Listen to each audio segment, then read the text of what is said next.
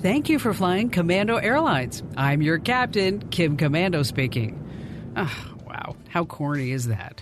Well, from Commando.com, this is Commando on Demand. We talk to the industry movers and shakers. We keep you up to date on everything digital. You can get new episodes every Wednesday and Friday. And our destination by the end of this episode is increased knowledge of robotic pilots. Oh, now, can you imagine? You hop on board your flight, and there's no one in the cockpit. Not a person. No safety net. It's just you, a couple of hundred other people on board, and an artificial intelligence voice guiding you along from the terminal to the runway to the flight and landing.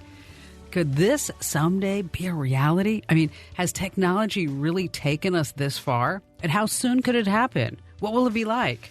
Well, we're about 1 minute away from takeoff, where we'll certainly have your answers. But in the meantime, I want you to sit back and relax. Grab a bag of overly salted peanuts and enjoy the show. Oh, and by the way, keep your phone, your computer, your tablet set to be on for the remainder of this flight, because you're about to hear some amazing interviews you're not going to want to miss. From a veteran American Airlines pilot and his feelings about artificial intelligence in the air, to a science computing whiz who can give us some amazing insights into the future of flight. But before we hit the runway, and I promise you this is the last analogy, I'd like to first thank our partners in this podcast because they help make these podcasts possible. When you're hiring, you don't want to waste time sorting through dozens of irrelevant resumes. You want an efficient way to get to a short list of qualified candidates. You need Indeed.com. Post a job in minutes. Set up screener questions based on your job requirements. Then zero in on qualified candidates using an intuitive online dashboard. Discover why 3 million businesses use Indeed.com for hiring. Post a job today at Indeed.com/hire. Search for greatness. Search Indeed. Okay, welcome aboard. All right, just one more. If you've ever been on a plane before, you're used to this sound. But what if one day a robotic arm is piloting your flight along with artificial intelligence? That's a sound none of us will be used to, at least not right away. But before we talk about this possible future, let's go back 1 year into the past. Technology moves so quickly, you already know that. But it's been a year since the U.S. military invented a robot arm that can fly commercial airplanes using artificial intelligence. So the robot pilot developed by engineers at DARPA, you know that's the Pentagon's research unit. The robot flew and landed a simulated 737, and also some smaller planes too. So what does this mean? Well, the whole idea is that the robot can act much more like a human pilot than the software we presently have in existence. And this could make it easier on the pilots. And also, in case you've ever wondered, was the pilot drinking before they got into the cockpit? I think about that every once in a while.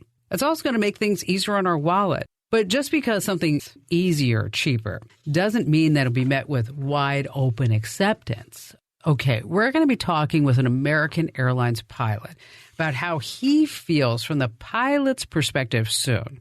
But before we get to all of that, our good friend Mike James, well, he's standing by with our first guest because he knows everything about the technology, where it's going, what we can expect it'll do. So, Mike, I gave you a lot of questions to ask. Take it away. Okay, so Jeremy, let's start by asking a little bit about yourself. I know you're a super smart guy. What is your background in as far as the aerospace and all that? So I've worked in a variety of different contexts related to aerospace. We have a satellite program where we're developing what's called a CubeSat satellite. That's something that I lead efforts related to here. We also have a variety of projects related to unmanned aerial vehicles. And I'm involved with a number of those and lead one or two of those. So a variety of kind of different perspectives on it, both on the very functional side of trying to develop hardware that actually, has to operate and do the things that you expect functional hardware to do. And then very much on the, theoretical side where we're looking at stuff much further down the road and kind of technological capabilities that might not be implementable right now, but would be something to kind of strive for in the future. Well, while we're on the subject, what do you see? Can you give us a little idea of the way down the road things that are coming? Well, I think there's a lot of neat stuff that we can expect in unmanned aerial vehicles, and it's always difficult to figure out how soon something is going to happen, because it's not just a technology question. In a lot of cases, you have a question of, will the public support it? How long does it take to have, the appropriate regulations in place for it? But I think we'll see, autonomous flights, a lot of things like package delivery, pizza delivery, that we've already seen the start of, where we have companies that are doing that just on limited and trial bases, or in other countries where they don't have necessarily all the same types of laws and regulations that we do. So I think we'll see that relatively quickly. And I think in the longer term, we'll start to see some of these autonomy technologies actually reducing the need for augmenting human pilots, where it might be something where previously you had two pilots on a plane, and now you can have one pilot, and then the the autonomous technology providing kind of the safety pilot, or the capability to take over in case there is some sort of an emergency, or the pilot has fatigue. And then eventually we might even see that that we don't actually need a human pilot on every plane, because we have a way of maybe even letting somebody intervene remotely if the need arises. As far as that kind of technology, it just kind of leads me to believe now there is, when there's no pilot on a plane, that means there's nobody back on the ground flying it like a drone. So in this kind of situation, would there be somebody on the ground kind of overseeing all of them, and then if something happened, they would take over? Is that what you're looking at, or is that just they're out there, they're making the decisions, the autonomous pilot, that is? How does that work? Well, and that's a big question, and there are a few different groups that are looking at this from different perspectives. One approach would be kind of the remotely flown craft, or even having a human pilot on the aircraft with the capability of having another human pilot accessing it remotely, either as a backup to the onboard pilot or to take over in the event of an emergency from the onboard pilot. Another approach would be to have the onboard system fully autonomous, and then having the capability for a human on the ground, or a team of humans on the ground, to intervene if that's necessary. And so there's a lot of different ways of really kind of looking at this challenge, just like we have a lot of different ways where we operate UAVs right now, ranging from some UAVs which actually have teams of multiple humans on the ground in a cockpit-like environment actually operating them remotely, to the full other end of the spectrum where you have other UAVs that are operating nearly autonomously with humans helping, in small ways, where, maybe target identification for a military drone is an area where the technology can't quite handle it right now. But other areas of the of flight and of returning to base, et cetera, are things that can be done fully autonomously. And so the areas where the technology is there, they use the technology, and in the areas where the technology is not quite ready yet, obviously they're still using the human. So there's a lot of different ways to approach this challenge. You mentioned a little while ago about how people accept this kind of technology. Can you talk about that a little bit? How likely are people to get on a plane that's flown by a robot? Well, I think if you ask people right now, and there have been a few surveys to this effect, there are not a ton of people that are super excited about it, because you always have the question of, well, what happens when, insert whatever technology failure you can think of here goes wrong. And, we've seen this in other areas as well. When, the people movers started coming out, those are the kind of trams we see in airports and in other places. There was a notion that nobody was going to accept these things because there was nobody on board. If something went wrong, there'd be nobody immediately there to respond to them. And now over time, these are ubiquitous. You go to any number of major airports, you go to Las Vegas, there's any number of these kind of people mover little trams that you can hop on. And so the answer has changed because the technology was introduced. People got an opportunity to try it. They got an opportunity to see that it was reliable, and bad things didn't happen, or when they did, they weren't particularly bad, or any worse than they would be if there was a human operator. And so they embraced it over time. And I think we'll see something similar with autonomous flight. Initially there will be people that are very skeptical about it, and rightly so. I mean, it's a safety critical system. We need people to be skeptical. We need people to say what could go wrong and try to show that the system is not ready for prime time, so that those problems can be fixed and we can make sure that it actually is. But over time, as we get more experience with the system, maybe flying in a backup or a standby mode, then maybe having an onboard, complete flight crew where they can take over at a moment's notice, but the technology is, at the helm, figuratively, at least in this case.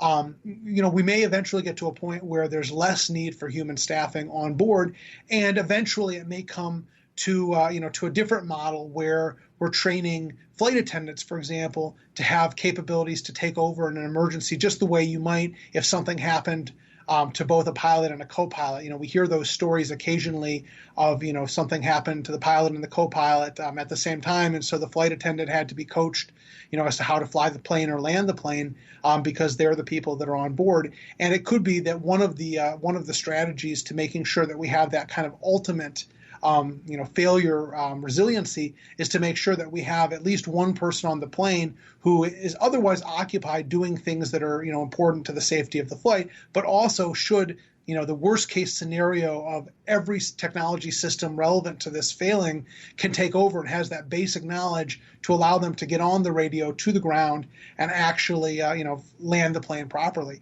And I think, one thing to keep in mind there too is this wouldn't necessarily be a position that would be just kind of the a normal flight attendant position. This might be a more highly compensated position because the person has to have those particular additional skills.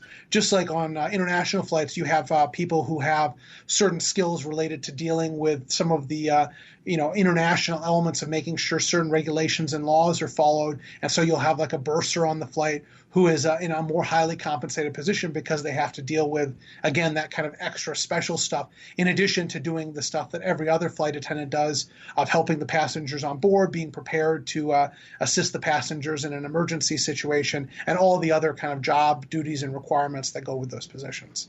This is fascinating, and I want to get into more of the technology and how it works and how it was developed. And I know there's a shortage of pilots right now, how likely this is to happen. We're going to take a quick break and hear from our partners who help make this podcast possible. Come back, more with Jeremy in just a moment. Robinhood is an investing app that lets you buy and sell stocks, ETFs, options, and cryptos, all commission-free. Plus, there's no account minimum deposit needed to get started, so you can start investing at any level. The simple, intuitive design of Robinhood makes investing easy for newcomers and experts alike. View easy-to-understand charts and market data and place a trade in just 4 taps on your smartphone. With Robinhood, you can learn how to invest in the market as you build your portfolio, discover new stocks, track your favorite companies, and get custom notifications for price movements so you never miss an opportunity to invest. Robinhood is giving listeners of Commando On Demand a free stock like Apple, Ford, or Sprint to help you build your portfolio. Sign up at invest.robinhood.com, invest.robinhood.com. Welcome back to Commando On Demand. We're talking to Jeremy Straub, who is an expert in aeronautical, or I guess pilotless. What do you call it?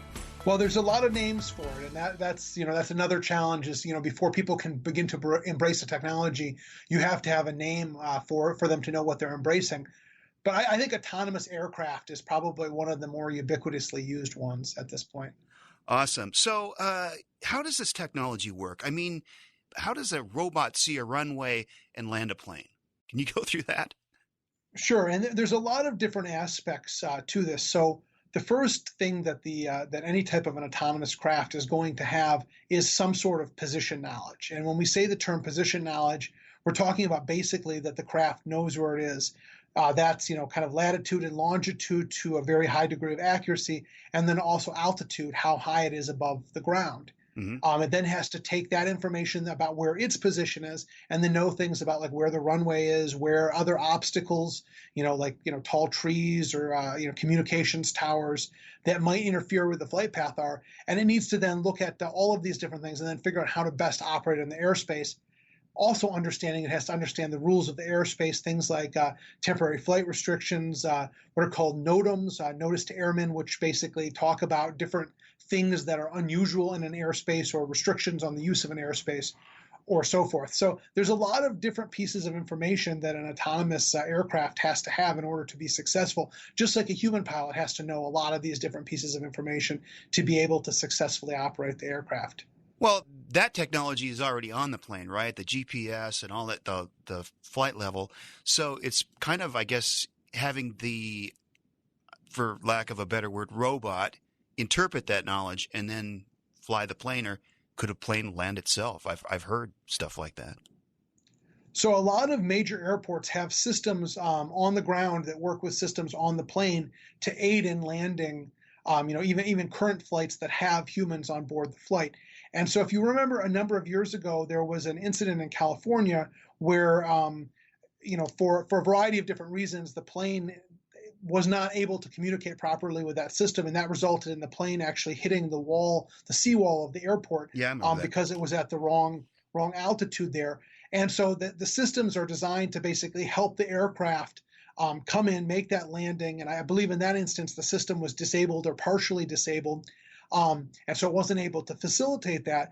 But there's already those types of systems that exist that can help human pilots actually make landings. And in some cases, when there's really bad weather, when there's no visibility or very limited visibility or other problems, those systems can actually bring the plane in for a landing, relying largely on the autonomy to do that.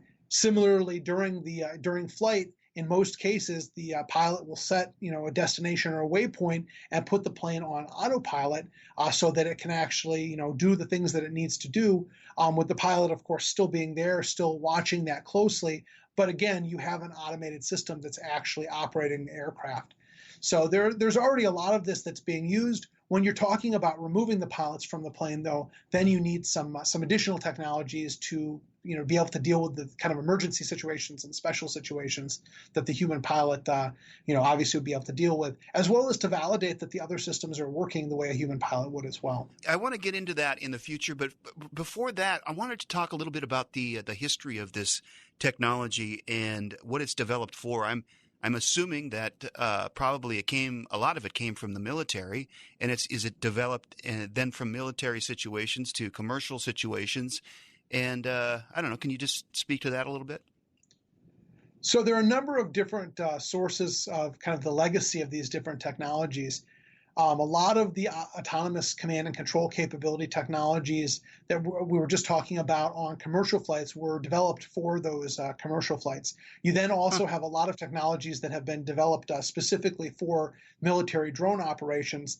And one of the challenges that people that would be looking at developing an autonomous plane have right now is that they have a lot of different technologies to choose from, and figuring out what technologies are the best, have the best heritage that's the most relevant to actually being able to solve this challenge and bringing those to bear. So you have a lot of different things to choose from that have been developed for different reasons here, and so from a developer perspective, it's really great because there's so many different places to choose from. But it also means you have to actually make that choice, or maybe make several choices and bring those technologies together. I know that there's a shortage of pilots, and so just off the cuff, where do you see this technology in 5 to 10 years? Let's start with 5 and then maybe 10. Do you see us having pilotless aircrafts in 5 years? Commercial aircraft? I think it's possible. I think the first place we will see commercial pilotless aircraft is probably with freight, where you don't have obviously the same level of concern as you would if you have humans on board. Obviously, an aircraft in the air is a critical system no matter what, because even if that the technology fails and there are no humans on board, first of all, you don't have anybody to take over from the thing, so you don't have the ability to have, say, a flight attendant with extra training, take over in an emergency situation. On the other hand, you have more options in terms of what you do with an aircraft that's having some sort of a failure when you don't have humans on board and you don't have kind of the dual challenge of protecting the people on the ground as well as the people on the plane. So I think we'll start seeing the technology introduced probably on freight flights. And I think one of the things that we'll see is it will start as a technology to aid human pilots, to make it so, as you just mentioned, the pilot shortage can be relieved a little bit by having a human pilot who perhaps would have previously had a colleague on the flight and might now be able to, in some circumstances, use that automated system to meet the requirement to have, the appropriate level of, flight officers on the plane. And we may see that it, starts being used, for example, for short haul flights where there's less concern about fatigue and other issues that might be more pronounced on longer haul flights. We might also see it being used during certain legs of long haul flights where there's really not a whole lot of expectation that there's going to be a need for pilot intervention, say when you're over the ocean for a long period of time, where you might have a fully crewed flight, but then it goes down to, say, having just one person in the cockpit with the autonomous system also aiding while the other members of the flight crew go and get rest. There are a number of other issues here. I don't want to paint too rosy of a picture, because one of the reasons that there are multiple people in the cockpit is a security thing too, where you want to make sure that you have a way of, if a flight team member gets incapacitated or has a nefarious purpose, having that extra person in the cockpit can be really important to responding to that. So we need to make sure not only that this technology is ready for prime time, which may be in some ways a thing that will happen far before it actually gets used, because obviously you need to have the technology in place and reliable before you can start saying, okay, how do we use this? But we also need to solve this question of how do we deal with all of these other special situations that we know how to deal with now with multiple humans in the cockpit, in a situation where there might be only one human in the cockpit or no humans in the cockpit, and answering those questions of, again, security, fatigue, medical issues, and so forth. And it's not to say that there aren't answers for them. It's just to say that these are important questions that need to be addressed before we can really charge forward with this. Well, that's the nuts and bolts, the implementation of the technology. Very, very interesting. Does this mean that prices for tickets will go down? That's a kind of a crazy question, but what would change from the perspective of the traveler? So I think there's a number of different things. When you're talking about a plane full of people, the cost of the pilot is not a tremendous expense compared to other things like fuel and the cost of the plane itself. So it's not like, having the pilot not on the plane is going to, slash ticket prices overnight where, suddenly all flights are going to cost half as much or something like that. There potentially could be a slight savings that, with commercial pressures is eventually passed on to consumers.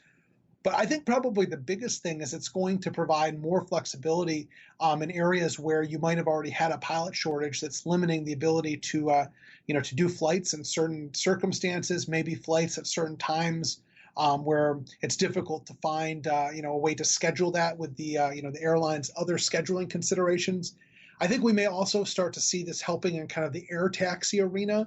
And for those that may not have heard the term air taxi before, these are smaller planes that might be, only carrying one or two or three passengers, kind of the way you would get into a taxi cab, in a large city. And you get to tell basically with limits, of course, where you want the plane to go. So it's more of an ad hoc flight service as opposed to the, kind of scheduled airline flights.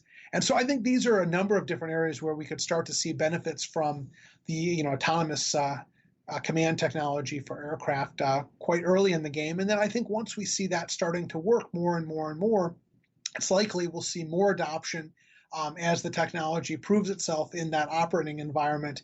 And, people are more comfortable using it, and airlines are more comfortable using it, and human pilots are more comfortable, relying on it and working with it as a way to help them be able to be more effective, at their jobs. And, one of the things I actually think from that kind of perspective is that when you no longer need two or three people in an aircraft, depending on how long the flight is and other considerations, it could also be that this actually is something that provides a boost to pilot wages, because you have a little bit more to play with in terms of your flight crew staffing, cost model when you just don't have that second or that third person that's needed there.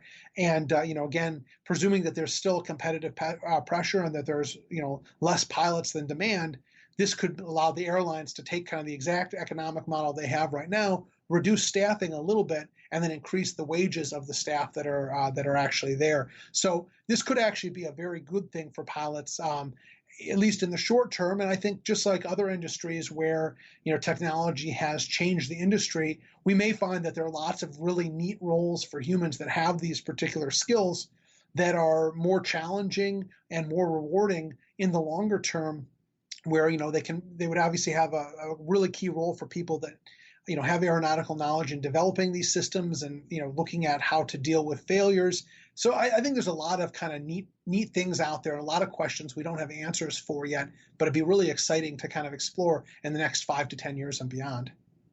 Well, that kind of addresses this next question, but I was just thinking, I'm sure there's pilots going to be listening to this. And let's say you have a veteran pilot that's been flying 747s for 20 years.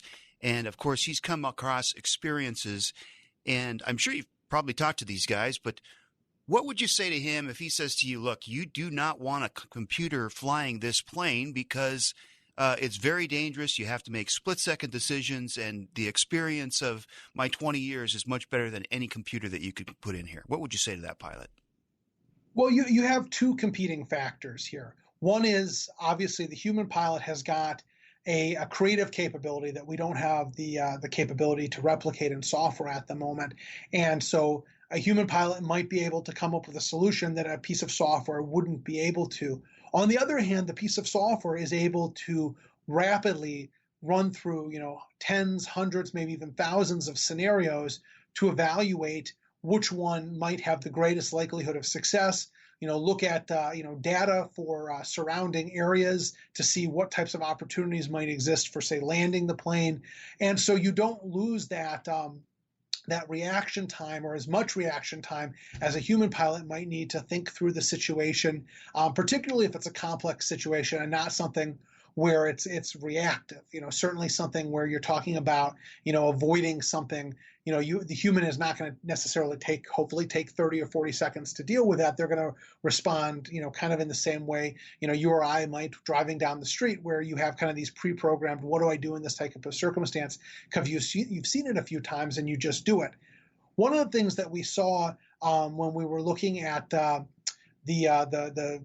flight, of course, that landed on the Hudson and that became the really great movie with Tom Hanks, is how the reaction time actually played into the solutions that were available, and that when they were looking at the different solutions, some of the solutions that were initially possible if the decision had been able to be made immediately actually weren't possible anymore after a certain amount of time had elapsed to give the pilot and co-pilot enough time to actually think through the situation and say, what do I have, that's working here? What do I have that's not working here? What are my options? What do I do? And in that type of an environment, having the ability for a software system to throw all of its processing power, maybe even to, send an emergency request to get more processing power on the ground, and, really put this massive, technological intellect at work solving the problem, could be tremendous, because it allows you to make a decision more quickly and not give up part of the decision space that's lost to the deliberative time.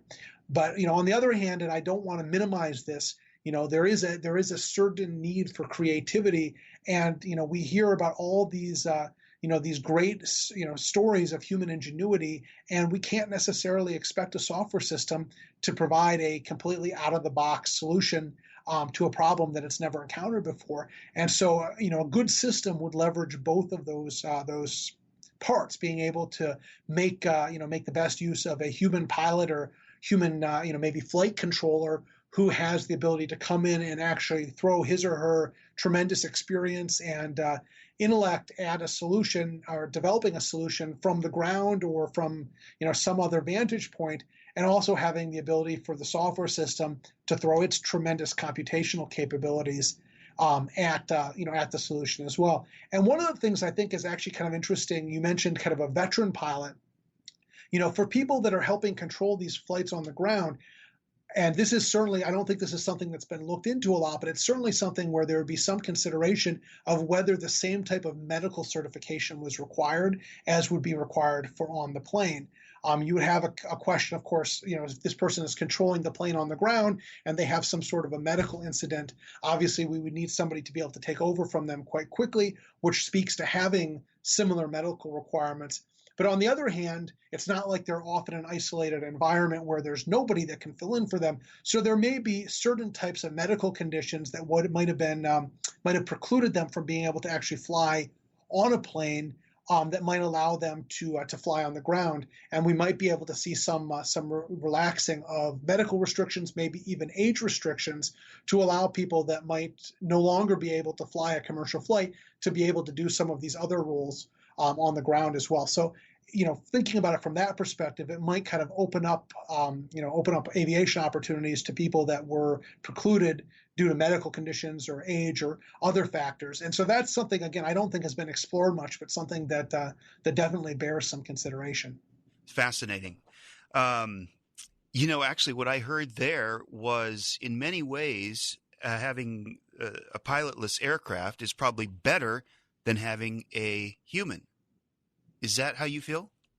Well, I think it's a trade-off. I mean, I think you need to make sure that that flights are safe. I mean, that is by far the most important thing. And it's a real testament to everybody that's involved in the aviation industry that we can jump on a plane and we can know that absent something going dramatically and kind of completely unexpectedly wrong, we're going to get to our destination safely. It's safer to fly on a plane than it is to drive down the street. And this is a tremendous testament to the people that have spent countless hours and years and decades even making our aviation industry as safe as it is. And it's really important that we leverage all of this knowledge and experience and all of the best practices that have been developed for manned aviation, as well as the ones that are being developed now for remotely piloted aviation, and the ones that are much newer ones that are being developed for autonomous or partially autonomous aviation, to try to make the flight experience as safe as it can possibly be. And I think there's a role for autonomy in that environment. There's examples already of how autonomy makes flights safer by being able to aid in landings in certain circumstances where, due to visibility and other considerations, a human pilot is not as capable as the system because they just don't have the same inputs that the system has. We talked previously about the landing automation systems. We've talked about autopilot systems that can help prevent fatigue during flight. And so there's lots of great examples of how automation and autonomy is already making the flight experience safer. And I think there's a lot of opportunities for that to be enhanced in the future, as well as a lot of opportunities for the knowledge and know-how and skills of our aviation professionals and the incredible lineage of aviation professionals we have in this country to make future flights that may be more automated safer than they would be if they were being just developed by a technology startup or something without all of that know-how and experience and knowledge. This is a tough question to answer, I think, but maybe you've gone down this road before. Who would have the final say then? If you were talking about the situation in New York with Sully in the movie, if air controller was a human and said, "Come on back to the airport, you can make it. We can see that you can make it," and the computer pilot would say, "No, I can't make it. I'm landing in the Hudson River," who would have the final say? Well, that's a big question. So under current regulations, the pilot is the person that is in command of the aircraft, and a pilot does not have to follow an instruction from an air traffic controller that they feel is going to place their plane in danger, absent some very specific conditions related to national security and so forth. And even in those situations, there is a clear deference to pilots' autonomy to maintain the safety of their aircraft. So the question there becomes, though, at what point do we say, okay, the air traffic controller has a piece of information that the autonomous pilot doesn't have, or this is an unusual situation where we think that the autonomous pilot isn't functioning correctly, and we need to be able to turn it off or to take control away from it or to force it to make a decision. So I don't think we're going to have a situation where we allow an autonomous aircraft to say, that it's completely ignoring an instruction from the ground. But I also don't think we would want a situation where the autonomous pilot blindly follows the instructions of either an autonomous air traffic controller or a human air traffic controller without a certain level of additional rigor being put in that's equivalent to what you would have with a human pilot on board, looking at the instruction from the air traffic controller from the opposite perspective of, okay, the air traffic controller is responsible for the airspace and safe operation of the airspace. The pilot is responsible for the safety operation of the aircraft. And, these sometimes can be slightly different perspectives. And at a minimum, you have a different or second set of eyeballs looking at, at this question, where even if the flight controller said something that maybe was a mistake or misspoke or, wasn't considering a factor, the human pilot might be able to point that out. So I think before we get to the point where we want to, let, any air traffic controller override the system, we would need to have a very, strong set of policies and procedures for doing that. And my guess would be that while there is some sort of an override capability, it's probably not the same person that's doing the moment-to-moment airspace control. It might be some sort of a supervisory role or a role that vests with the people that might take command of the aircraft in the event of a system failure, where you make sure you have that second set of eyeballs on the challenge to make sure that what the air traffic controller is saying from the perspective of looking at it from a kind of a whole airspace view also makes sense from looking at it from an operation of the aircraft view as well. Okay, well, I got one more question here. Obviously, we've had autopilot for many, many years, and so the pilots really don't fly the plane as much anymore. Is there a concern, or have you seen any concerns of pilots kind of being useless, even their co-pilots, while the computer is flying the plane, and then kind of losing their edge, I guess, when something does happen?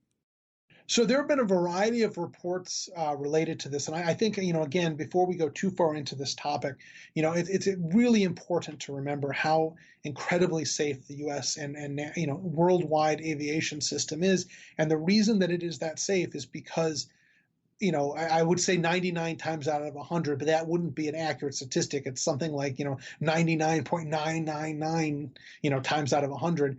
The humans are doing an admirable job doing, everything that they need to do, going above and beyond the call of duty, like, with the discussion of Captain Sully and landing on the Hudson and, the decisions that he made to do that using his vast experience.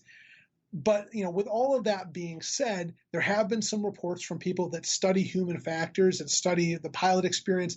And I believe even some concerns raised through reports from pilots that not having as much time on the controls is making it so some of the skills that are developed and maintained through having, hands-on time on the controls obviously atrophy over time.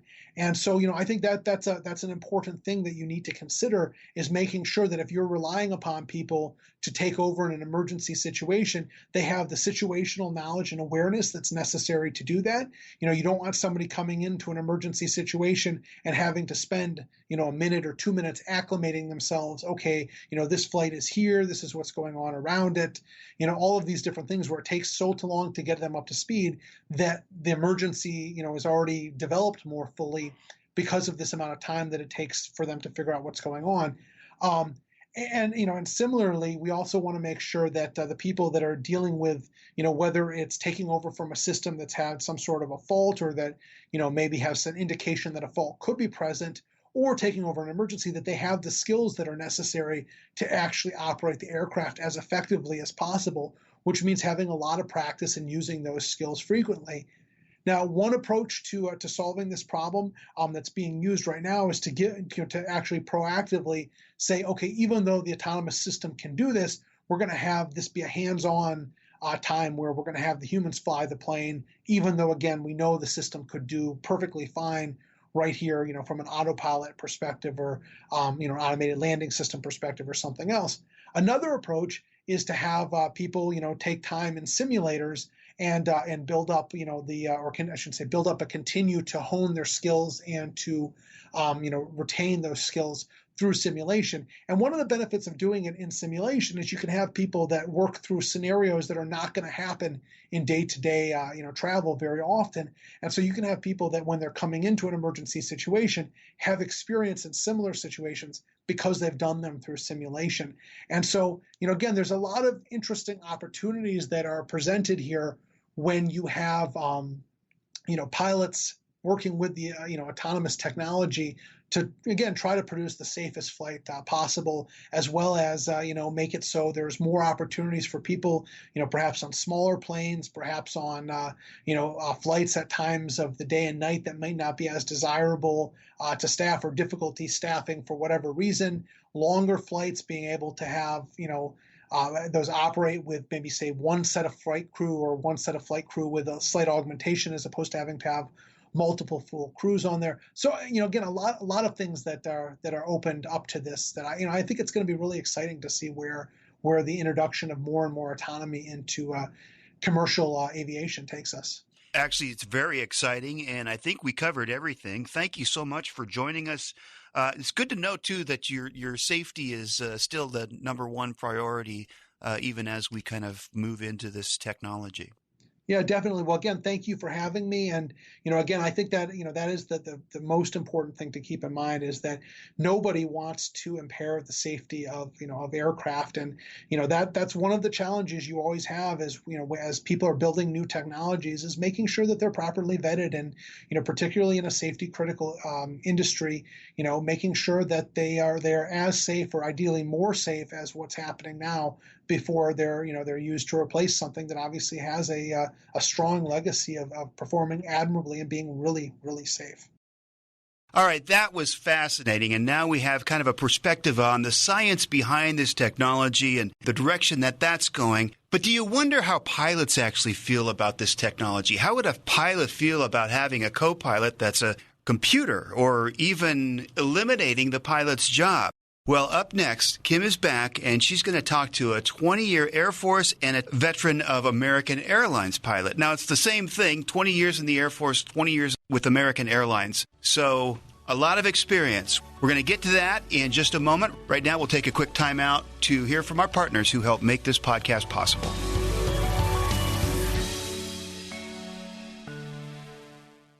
It's 2019, and technology has grown leaps and bounds since 1999. So why are you still using that old, outdated software?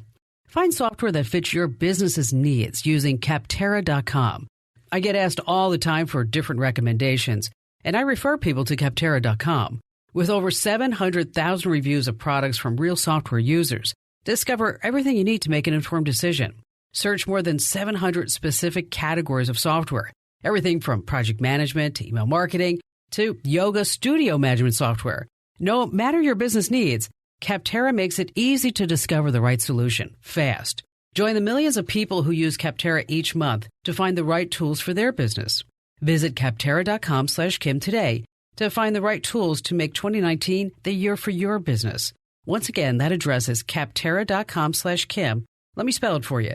Capterra.com/Kim. All right, welcome back. We're talking robots piloting airplanes and possibly, maybe someday, your plane. We talked about how the technology works and what it might mean for you and for all of us. But what about the pilots? Right now, I'm super excited to introduce you to an outstanding pilot, a former instructor and evaluator pilot with the United States Air Force for almost 20 years. He's a veteran pilot of American Airlines for just as much time, totaling decades and decades of experience in our airspace. I love pilots. They are so smart, so intuitive. As a matter of fact, I love pilots so much, I married one. But I didn't marry this pilot, Stephen Lapoint.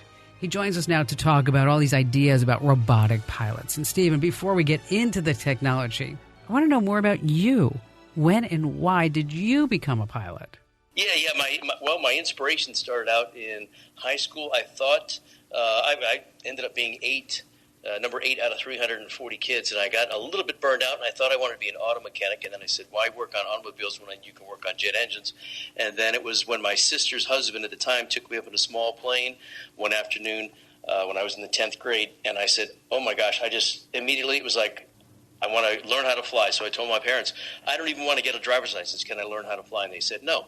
So from then on, I started finding my way to what I thought was going to be the best way to get an education through the Air Force, and ended up spending 22 years and 9 days on active duty and a total of 24 years and 51 weeks in the active and reserve capacity. And now I'm a veteran/retiree working for American.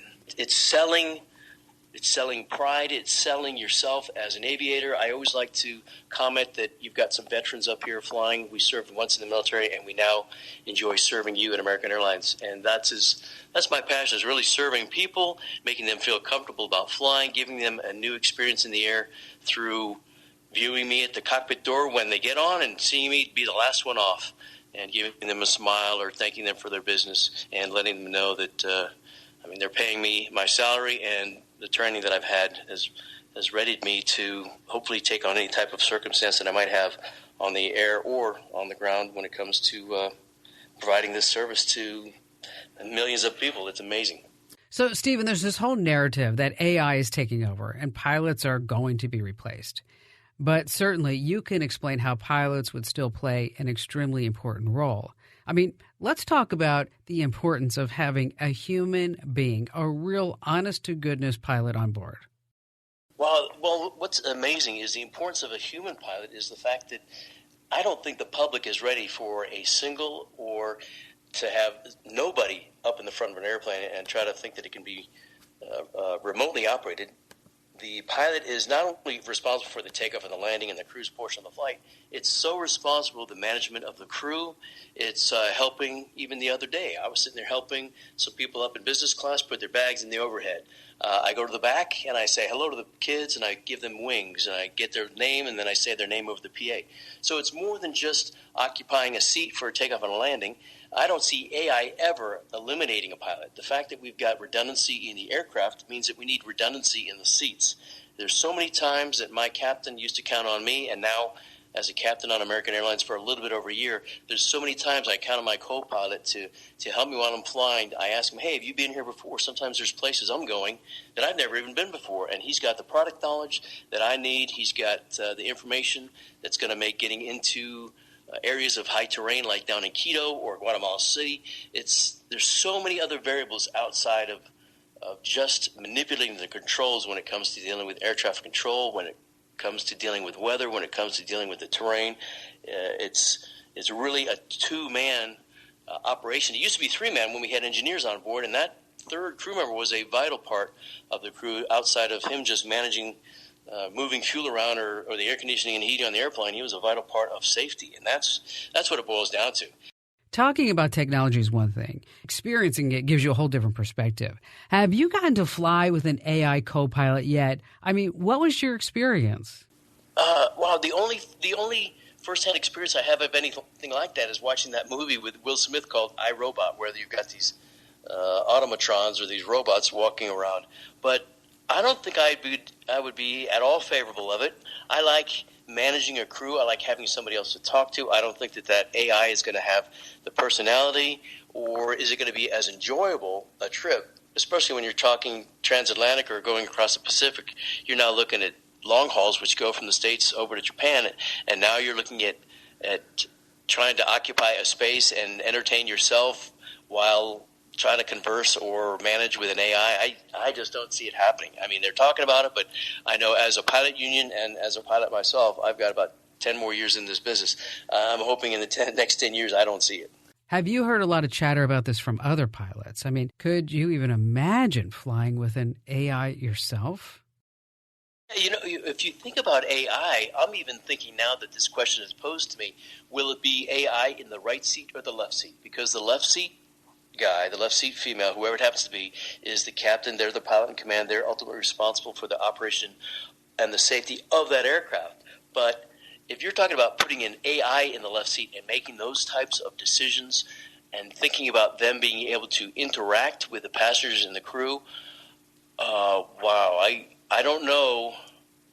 I've never even thought much about this subject, but I would relegate the AI to the right seat, let them be a backup position, let them be subject to whatever the captain says, because he has to ultimately make the final decision when it comes to the weather, going around, landing, whatever it happens to be. And that's where I would rather see it, in a helping position. Obviously it's going to help the airline save money, because now you don't have to pay that AI. You've got to pay for the upkeep or whoever manufactured it. So I don't know if in the long run, if it's going to be beneficial to keep an AI running, because maybe you can get away with paying a pilot less than it is maintaining the software or the that entire apparatus, who knows what the cost benefits or detriments to AI are going to be. There has recently been a reported shortage of pilots. People just aren't getting into the profession anymore. Why is that? Actually, the main two reasons for the pilot well, there's actually three reasons. If you look at a lot of the military pilots that are deciding whether they want to make it a career or not, some are very dedicated to the military, so they decide to stay in the military versus getting out. There could be the monetary compensation, which the military is trying to do now to keep their pilots around more, so that keeps some. So that's one reason. We do have a good flow of pilots from the military to the civilian carriers. The other one being is after the Colgan crash years ago outside Buffalo, the FAA stepped in and they made a big change when it came to the amount of hours required. So now they've upped the amount of hours, the amount of experience required to get onto and fly with an airline, which is the second reason. And the third reason is a lot of people started to take the aviation industry as one in which they did not want to get into because the pay was a little bit lagging. The hours are very demanding. You've got to sometimes commute to where you work. So there were a lot of negatives. But right now, the airlines are doing well. They're hiring. We've got flow programs from American Eagle, Envoy, up to the main line. So they've got guaranteed jobs if they can maintain their proficiency and their record with their subsidiary. Then they flow right to the mainline airline. And it's a great program. The pay has caught up. And the benefits are still a little bit lagging, but you get great travel. You've got some healthcare woes, which people are always complaining about how much it costs for healthcare now, even in the airline. But I think they're making a turn for the better because the industry itself and the pilot profession has somewhat rebounded. It's really a great place to seek a profession and a career, and it gives you so many other opportunities. Hey, Stephen, thank you for your time on the show today. It's been super awesome to get the story from your perspective. And we wish you all the continued success on your journeys through air or on land or trains. And we should all keep in mind, for us to ever reach a point where robots are actually replacing human pilots, it's going to require a ton of rewrites. I mean, absolutely huge rewrites of all these different safety regulations by the Federal Aviation Administration. I mean, this is the government. Even tiny changes take years to make with the FAA. And that's part of why back in 2016, DARPA's program manager told the New York Times that robots replacing human pilots could still be a couple of decades away into the distant future.